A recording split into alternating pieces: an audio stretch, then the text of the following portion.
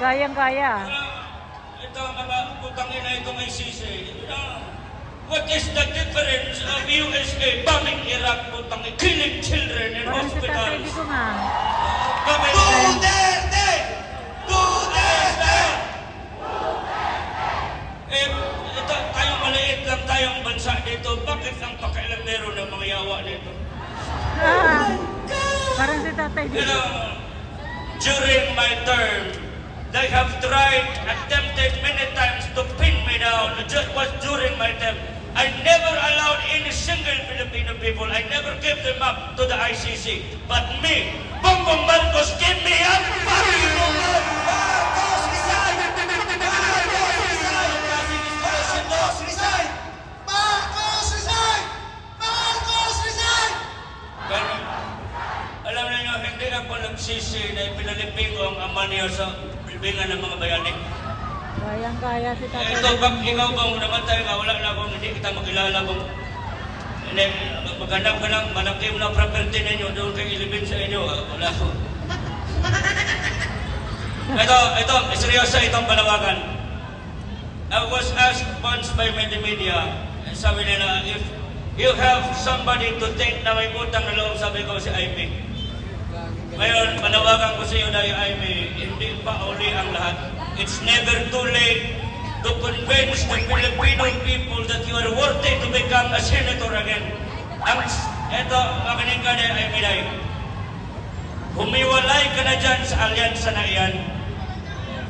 Siguraduhin mo, hindi pa nga ako na-convince eh. I want you to go to Hague and I want you to file the first person in the Senate to file an impeachment against your brother. Why? Marcos, resign! Marcos, resign! If tumahimik ka kayong ingay-ingay ninyo eh. Nagsasalita si tatay dito eh. Birthday ko ngayon. Ako ang ano ngayon. Alam mo, kung ikaw ay nag-worry dyan sa dosi na kasama mo, tandaan mo na eh. Pag last hour, hindi yan buboto sa iyong kompetisyon mo yan. Kaming mga Pilipino ang maglagay sa iyo. Kaya hindi pa ko convince not unless you file an impeachment complaint against the President of the Republic of America. You know, that's how simple it is. You cannot, hindi, huwag nyo na kaming lubuhin. Hindi na kami mga bobo, marunong na ako mag-English eh. Kahit hindi ako nakapag-aral doon sa Harvard, pag wala kami pera, 75 lang grado ko. Wala dyan naman ako na ano. Gayang-gaya. Kaya sabi ko, kayo mga taga Manila, naglakad-lakad ako doon. Sabi ko, medyo tahimik na mga alaman niya mga pulis, mag-rally kami dito. Wala na mga loko-loko. Pero bago ko mag-uwi ng Mindanao, sigurado yung page ko, may mag-ano naman sa akin, butang ina, patayin ka ng mga. Sino magpatay sa akin, butang? Andito mga pulis kasama namin. Sir, if you, during my speech, I had once a speech for the PNP. I told them, during my presidency, sabi ko, I will do my best to war against the drug.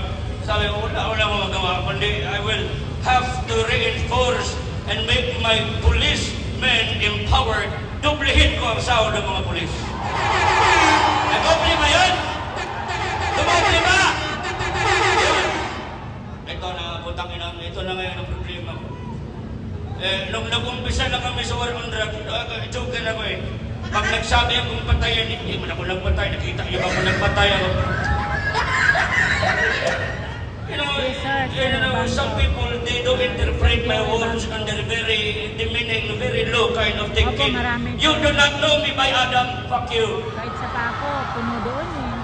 Kaya lipat na ako dito kasi crowd.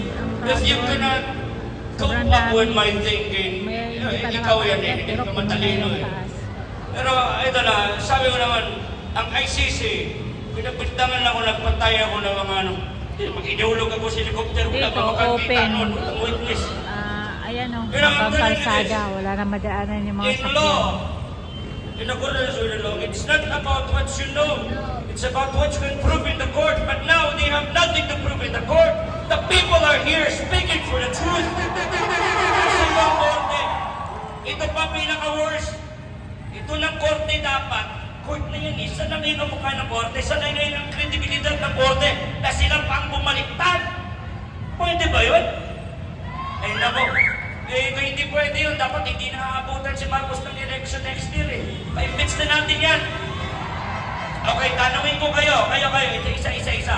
Isang case lang ipapile natin, Republic of the Philippines versus one person. Ano ang i-file natin na kaso? Wag ako, baka titirahin ako. Sabihin niyo! Ano? Hindi. As I told you, it's not about what you know, it's about what you prove in the court. But what we can prove, if we don't have evidence, we have to challenge him. Drug test here! Bakit ayaw niya magpa-drug test? Sabi niya. President Bongo, anong gawin natin sa mga drug na hindi? Bahala kayo, tuloy-tuloy lang kayo dyan. Basta tuloy-tuloy lang kayo. Baka aabutan din kayo namin.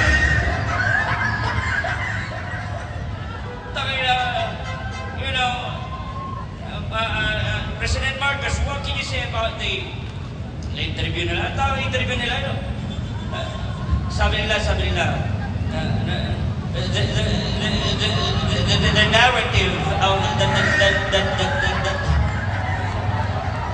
kami, kumpiyansa kami sa alyansang ito dahil ang ito si Manny Pacquiao ng Bukidnon, dito sa Kangani po si Manny Pacquiao. Hindi po.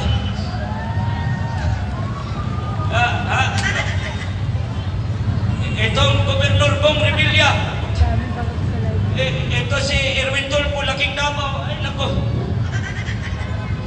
Gusto niya ng presidente na...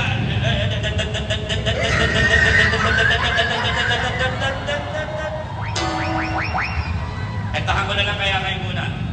Okay lang. Inom muna ng tubig. Tubig muna. Marami ko tayong speakers, ha. After nito, speakers na naman. Tapos ako na naman. Tapos kinabukasan, ako na lang walang boses. Kayo, okay pa? Malayo pang lumipat pa ako, ha. Wala akong sponsorship. Hindi ako bayan. Pero may ticket na ako. Amin na din. Kaya thank you, Tijay, for inviting me here. Thank you very much. Alright, here's another one. Nayabag ang gitara ko, marang si Bongbong Marcos po. Hindi. I never said na mag-Marcos ako. Pag nagnakaw uli yan, bahala kayo. Ito original composition ko para kay tatay. Masakit yung daliri ko para sa ito na. Sa nagbigay ng sticker ko, salamat. Sinulat ko ito katangtuan noong 2016 pag panalo agad ni tatay.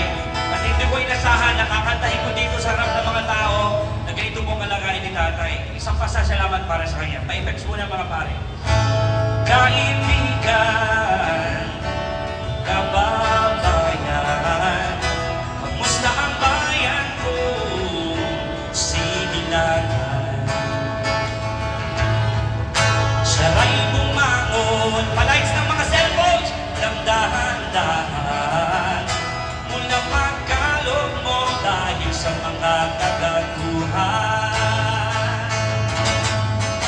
Ang dami noong minamantrato ng mga adik na nasa kanto. Ngayon nasaan ang mga akusado? At sa tulungan ng iba'y sa misteryo. Salamat sa'yo! Salamat sa'yo, Tatay Digong!